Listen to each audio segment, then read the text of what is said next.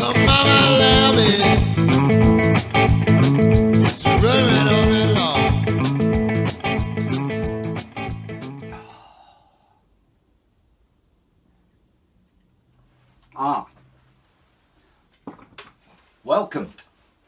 Welcome to Dad's Shed. And despite the signs you will have seen on the door on the way in, you are very welcome. But on a serious side, this is a restricted area. And it's restricted to me and people that I bring in with me. My wife, for obvious reasons, doesn't come in here. And my two young children are restricted to coming in here only when they're accompanied by me. And the reason is quite simple. This shed has a lot of tools in it. Some of them are quite sharp, and cutting yourself on the tool is a bad thing because blood rusts. And the more blood, the more rust, and it ruins tools. So until they're old enough to appreciate the tools that are in here and to learn to use them properly, their access is very much restricted. But why have I got this shed? And what do I do in here? Well, like most people with things like this, I take large lumps of steel and turn it into swarf. Lots and lots of swarf. And hopefully, in amongst all that swarf is something that I want. But this is probably the fourth iteration of a shed for me. The first one was built in the late 1990s at my then home, and it started off as the lean-to that was there when I bought the property. I improved that, I built some brick walls, and I put a decent roof on it to keep it weatherproof. And I then got some tooling that went in there. It enabled me to start my hobby and to build a steam locomotive. And I managed that. I then started to build a second one. I updated the tools as I went along. And not long after I started to build my second locomotive, I then moved house. And I moved about 120 miles. But of course, it's one thing moving the house, that's relatively simple. Moving the shed is a little more difficult. Thankfully, the property I moved into had a back garden, and it was wide enough to put a shed in that will take the tools I had and leave a little bit of room to expand. Also, it had the advantage that it was fairly close, and the back wall of the garden was next to some garages, and I was able to get concrete pumped over the wall to lay a solid foundation for the shed. And the way that was built was quite simple. I dug out by hand a hole, I lined it with some sand, I then put some damp-proof course in and put Celcon blocks around the outside edge and had the concrete poured in. Levelled that out, and then I used the Celcon blocks as the base to bolt the wooden structure to. Now the wooden structure is quite an important thing because planning law states that you can only build without planning permission a temporary structure such as wood up to a certain size, which is 30 square meters area and a maximum height from ground level of 8 foot 6 inches. So the shed was built to that. It had a nice 3x2 frame, 4x2 roof supports, and it was clad in wood. I then put some insulation on the inside and covered that with plasterboard. So that was quite nice, and I could manage to get my tools in there fairly quickly and undercover. And as you'll see from the picture, they were just literally dumped in as soon as it was weather tight. But I got that shed up and running, but no sooner did I got it up and running than 6 years later I then moved house again and had to start from scratch.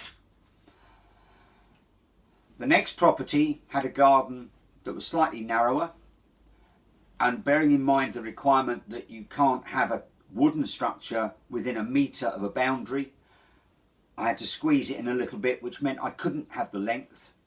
So I created an L-shaped shed.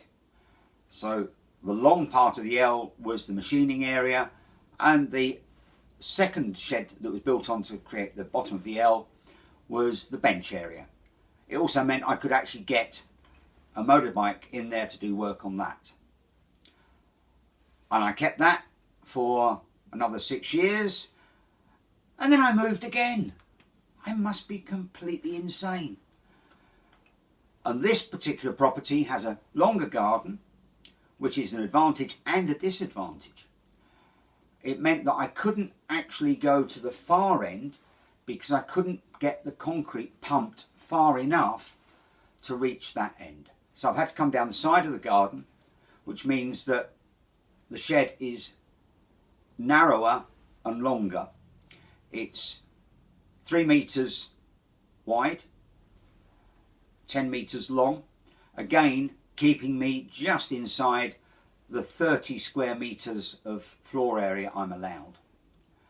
I've found 8'6" external is a bit of a problem, because by the time you've actually put the roof on, that reduces the depth by 4 inches or more, and that gives you effectively an 8-foot maximum ceiling height, which with the height of some of the machines, the milling machine specifically, is a bit an issue. So with this one, we dug out with a digger because I was fed up with doing it by hand, and we then put in a base, which again was pumped in. We could get it pumped in from the front of the house over the roof, and the pump delivered to where this was. Again, damp proof course was in. I then put bricks around the outside of the concrete that came up to ground level, but I dug down 18 inches. I then put an 8-inch slab in, which left me some spare. So now the outside height of this building is 8'4" on the high side. It has my favourite roof, which is a pent roof with a 4-inch fall across the 10 foot. And that enables the water to run off into the guttering. But it gives me a 9-foot internal height with only an 8'4" external height, which I'm quite pleased about. The plan for the first shed was to build a model steam locomotive, which I managed. But I need the machines to do that. And the machines in here now are fairly comprehensive. And we'll do a very quick run through. A Myford Super 7B lathe. And it's a very early one. It's a 1950s. It has the oil bearing headstock, so that you don't have a separate oil reservoir. It's built into the headstock of the lathe. And you have a drip feed through a small needle there. It's a little bit worn, but it came to me at my favourite price. Nothing.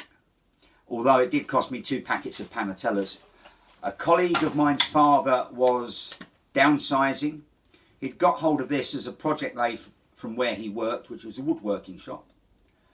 And he had no chance to do anything to it. So I got this. It was missing the compound slide, but I managed to get that from a very good supplier I bought from in the past, Home and Workshop Machinery. And I got a compound slide, fitted that, plugged it into my then phase converter, and it worked.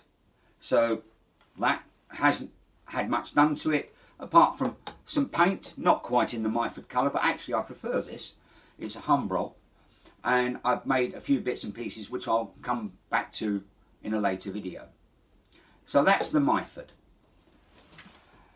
Behind me is my main lathe, which is a Colchester Bantam 1600. It's a 5x18 lathe, but it's not. It's actually 5.5 inches, and it will actually swing just over 11 inches on the faceplate. I know that because I've actually skimmed some brake discs from a Ford Capri for a friend of mine, and that fitted in there quite nicely. So nice, strong little lathe. I'm starting to find I could do something a little bit bigger, and in fact the job I've got ongoing at the moment, I had to put a piece of steel in there which was 100mm diameter, 200mm long, and I had to make a new fixed steady because the one that comes with it wouldn't quite go through. So I've had to make a fixed steady to do that, and that was pushing the lathe a little bit. But like most model engineers, you tend to use your tools to their capacity and a bit more. So that's the Colchester. Behind me here is a project lathe I've got, which is a Denford Easy Turn 3 CNC lathe.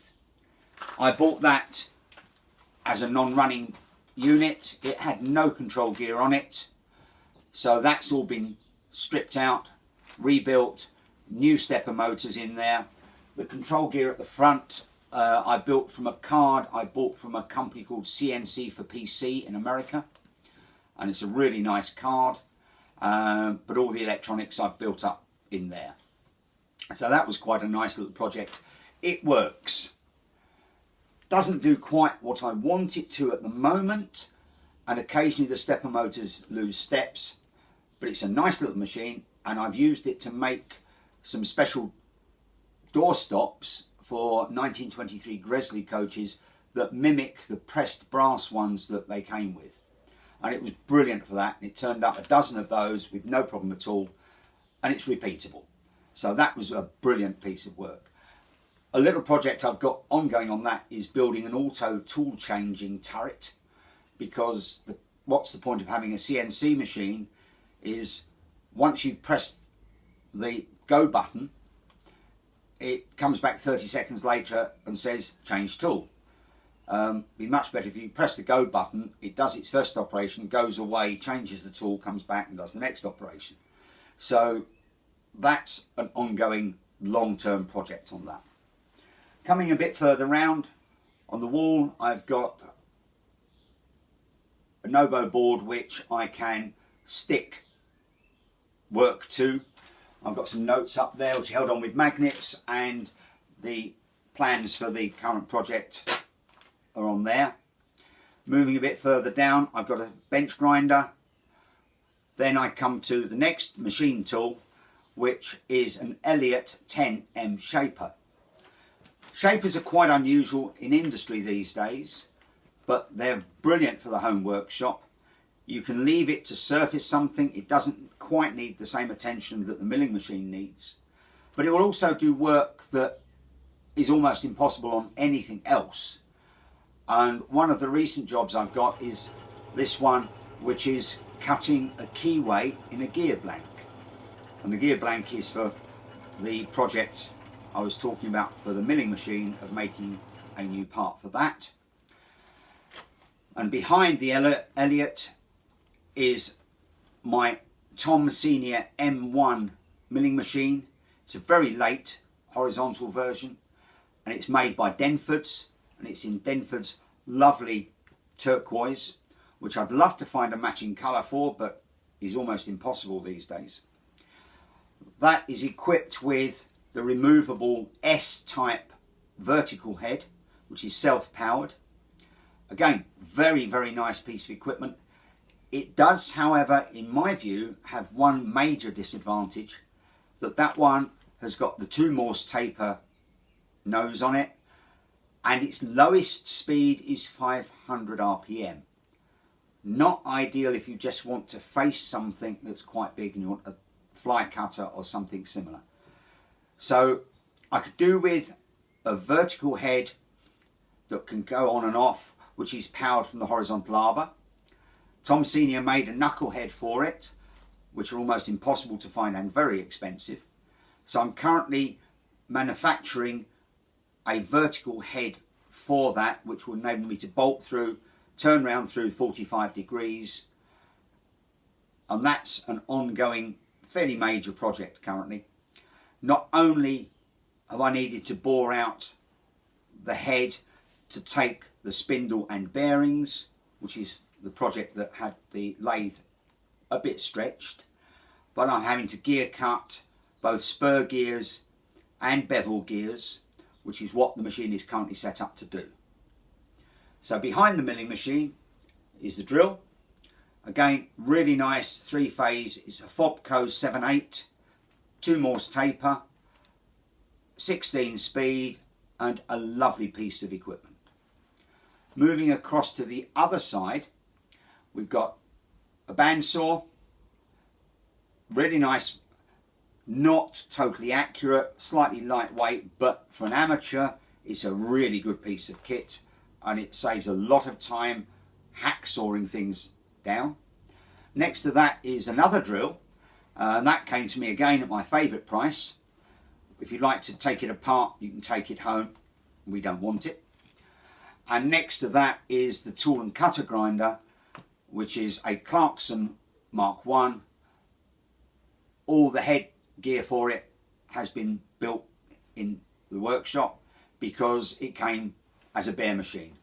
And I also have got a slight adaptation so I can actually use it as a surface grinder on occasions. And then stock shelves, roller cabinet with tools in it, and back to the Myford. So that is a very quick run around the machining end of the workshop. They've got a couple of ongoing projects at the moment. I've mentioned the one for the milling machine. I also have one for the Bantam, and I'll go through what that is, and that will actually be the next video, showing me making the new tool post stud and the appropriate bits to go with it to improve the tool post on the Bantam. So that's Dad's workshop. It has a number of important things in here. One of the most important, of course, as an Englishman, is somewhere to put my cup of tea.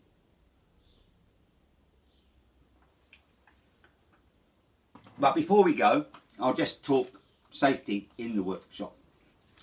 As I said, my children are not allowed into the shed because of the potential danger that is in here. But there's potential danger using any of these machine tools. I don't go mad. I guard where appropriate, but I do wear what is now called PPE. A workshop coat. That stops swarf and oil and everything else getting on my clothing, because if I take that indoors, I get into serious trouble. So that's self-preservation. Safety boots, so that if I do drop something like that and it lands on my foot, I don't teach the children words they shouldn't know. And the most important, and I'm a great fan of Norm Abrams and his new Yankee Workshop programs on Discovery a number of years ago, and he would always make the point there is no more important safety rule than to wear safety glasses, and I have to agree with that. I only have one eye that works anyway, and you only get issued with one set, and if I'm using anything in here that can cause chips to fly, the lathe, the milling machine, the shaper, even the hammer, if you're hitting something with a hammer, bits fly off, and if they hit you in the eye, it could kill your eyesight. So I do take a lot of care with my eyesight. So safety glasses are an absolute yes every time I'm working in here. Unless, of course, I'm sitting down and just doing something with a spanner, putting together something on the steam loco. As I said, that's my workshop. I hope you've enjoyed this quick visit to it, and I hope you'll see some of my later videos. And if there's anything specifically you want to know, especially about the build of this shed, please ask in the questions below. And if you like what you've seen and you'll enjoy the next one, please subscribe. Thank you very much, and goodbye from Dad's Shed.